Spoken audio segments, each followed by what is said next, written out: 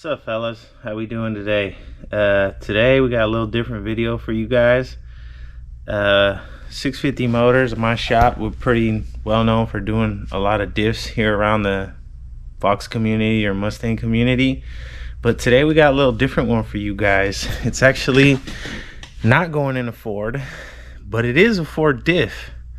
So this is a Ford 9-inch that's going into a Trans Am, and it's a pretty heavy duty build. So just wanted to make a video on how to build a 9-inch, because that's something that we don't really see here every day. We usually work on 8.8s or 10 or 12 bolt GMs. So this one is a little different, so I thought I'd make a video and we'll go through the build together, see how you guys like it. So this is what we got. It's I believe it's a fabricated 9-inch. It's got the billet ends on it, and she looks pretty beefy. So we're gonna get into it. We're gonna use the axles. We're gonna press in the bearings, the locking collars. I think he's got these are little T-bolts, and he's got the seals. The big boy right here, third member. So if you guys haven't put together a 9-inch, I'll take you through the steps. I think it's easier, if not just as easy as an 8.8.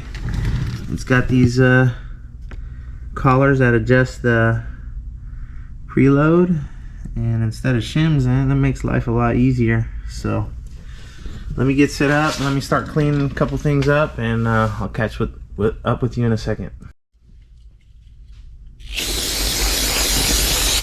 First thing y'all gonna want to do, get a rag full of brake clean and go through this whole inside, clean it in and out, because I mean there's like stuff when he was painting it, there's still metal in there, and there's tons of shit. So first thing you want to do is get to cleaning.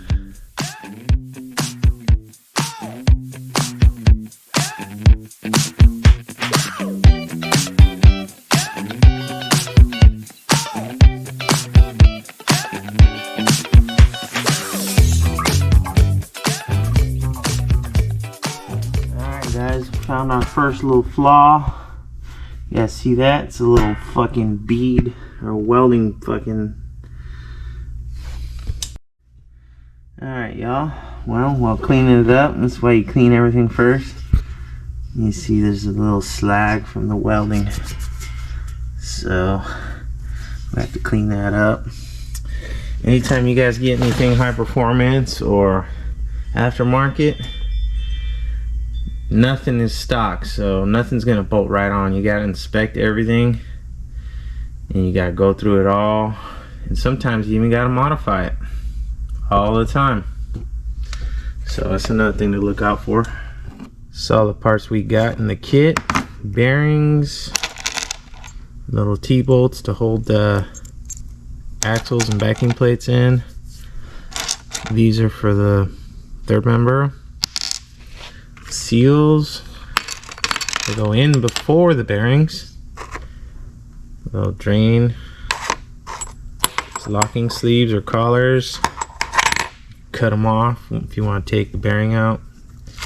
You got some threaded studs. Loctite those in probably and smack them with an impact. One interesting thing I was seeing on this is like it's directional bearing, looks like. I don't know if y'all can see, but this side is flat, so this thing will be riding up nice flat. This side got a taper to it, so you can push down on the axle. It'll sit nice in there. So this side goes down towards the wheel like this, and the axle come out. So just something to look for. Some if you don't know, you won't catch it, but I've assembled a few of these, and just a little trick or a tip. There you go. Alright, fellas, first thing you're gonna need for the seal is little driver kit, or any socket might work, and an extension. It's gonna go in here, right in this area, so just drive it down all the way. I don't know that it's necessary because we have an O-ring here, but we're just gonna do both. It won't hurt. So lube it up with a little bit of oil right here on the rubber, so when you drive the axle in, it's not dry, it won't tear it up. You could put grease, oil, whatever, don't matter. Oil won't hurt it because it's blocking oil from getting to the other side, so it's made to do that. So let me get one of the seals driven in and I'll show you what it looks like. Alright, y'all, there it is. There's the first one installed. I'm gonna do the other side and then we'll start pressing bearings on the axles. Alright fellas, here we go. I got the press all set up. I got the block pushing down on the axle, and then these two V-blocks supporting the locking collar and the bearing, and we're going to push them together until it stops. So here we go.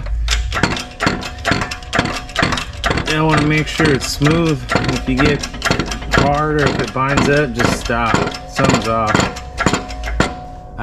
I've messed up a lot of good pieces of metal and bent a lot of shit on a press.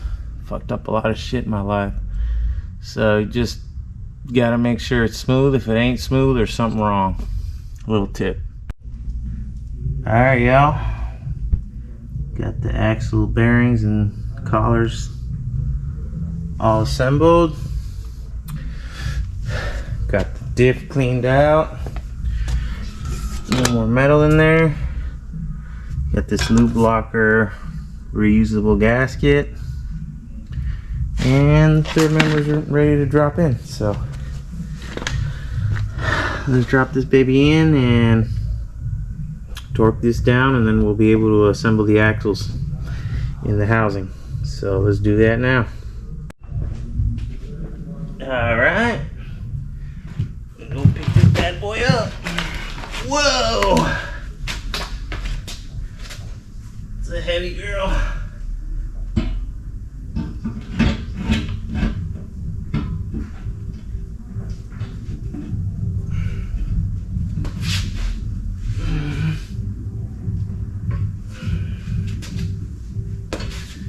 Alright, she wants to fight.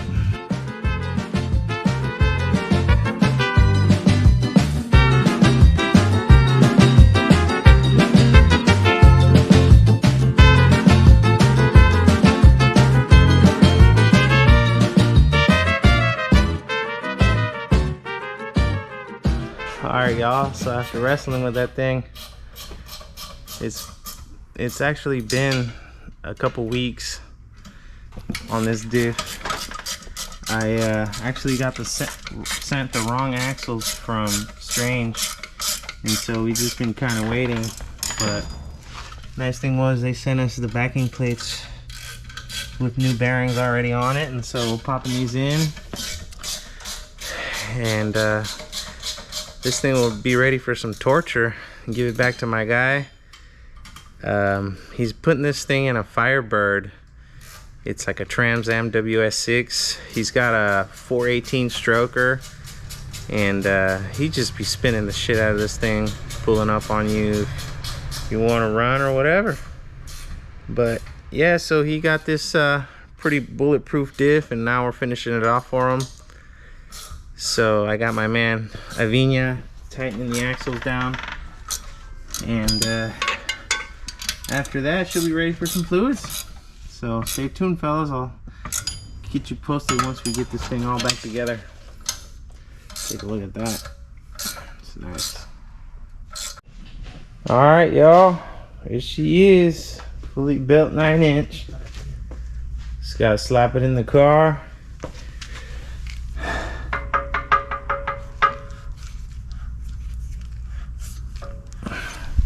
Roll her in the air for a little bit, fill her up with some fluid, and she's ready for a harsh life.